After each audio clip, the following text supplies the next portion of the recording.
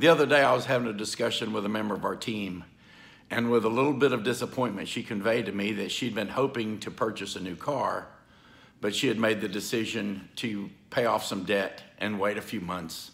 So I just replied, hope deferred. And she said, exactly. After our conversation, I started thinking about that term, hope deferred. We know what hope is, and to deferred means to put something off, but I Googled it anyway just to see if I could find something deeper. And to my surprise, I found that it was from Scripture. As a matter of fact, it was from Proverbs.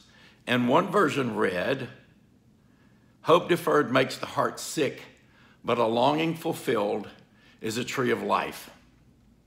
Now that's good, but I was looking for something that wasn't exactly so biblical. I'm always looking for something in layman's terms, as I like to put it. And I found this version.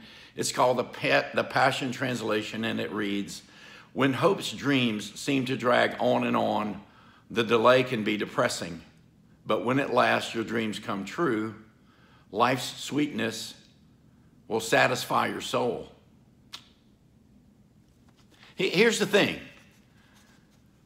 A lot of people ask why I do these videos, and I've got to share a story with you. It all has to do with hope. Several years ago, I read a book by a gentleman named Bill Hybels, and the title of this book was The Holy Discontent. And what he spoke about was things in the spiritual world that you see that really bother you. Let me give you an analogy. Let's say in everyday life, it's a pet peeve that you have. And one of my pet peeves, let's say, is for someone to cut me off in traffic or to try to have a conversation when they've got their mouth packed full of food. It's just an irritant for me. That's in everyday life.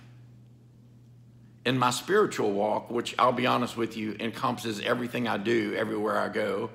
But in my spiritual walk, my holy discontent is to see someone with no hope. Why? Well, that was me for the better part of 5 decades. I had a good life. A lot of good things happened. I had a great wife and great kids and many things that I've shared on this video for you. But I really had no hope for tomorrow for myself, that the dreams that I wanted and were chasing could ever come true. So this hope thing is really big for me. So now I've been blessed with a lot of things, and a lot of my hopes that were deferred have come to fruition. And I'm bowled over by that. There's still some that are out there that are deferred, and that's a topic for another day. But as far as it applies to everyone else, my holy discontent is to see someone that has no hope at all. Now, you may be watching this, and maybe you have plenty of hope for everything. Obviously, if this reads, life's sweetness will satisfy your soul. In this instance, I'm not talking about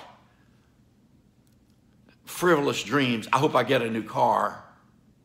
I hope I get to go on that vacation. I'm talking about life-altering events. Things that either you've dreamed of since you were a child or things that you know would satisfy your soul and make a difference in your life. There are so many of us out here today that don't have any hope at all. And I run across them all the time. And maybe you're one of those. So maybe you've given up hope. I know I've talked about dreams before, and dreams and hopes, they kind of run together.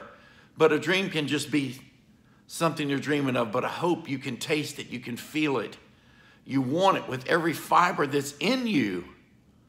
What if you've had a hope that doesn't come to fruition? That's a tough one. Well, I'll be honest with you. If you pray, you can keep praying that your prayer will be answered and that your hope will happen. You can sit back and wait for hope to come true, wait for it to fall in your lap. But I'm here to tell you that from experience that most times that is not going to happen. The one thing that you have to do always is to do something about it. Take a step. Get up off your butt. Go after it. Go after it. Sometimes, I heard once, and I'm not trying to make this too spiritual, but I heard from a pastor one time that that in order for God to show up in the supernatural world, we have to take some steps in the natural world. So if you've been praying for something, maybe it's time for you to make a move. Maybe it's time for you to reach out for that thing, to take a step in a different direction, to do whatever it is. If you don't, it's probably not going to happen. I got a lot more emotional through this video than I really thought that I would. Here's the thing. If you get in a conversation with me, if you know me at all, hope is going to be part of it. And if I see you, if I meet you, and you have no hope, you either don't want to have a conversation with me or we're going to be in a lengthy one, because there's always hope, always hope. You just can't give up. No matter how long you have to wait, don't give up and stay after it. And if you pray, hey, keep praying. I really hope this helped you.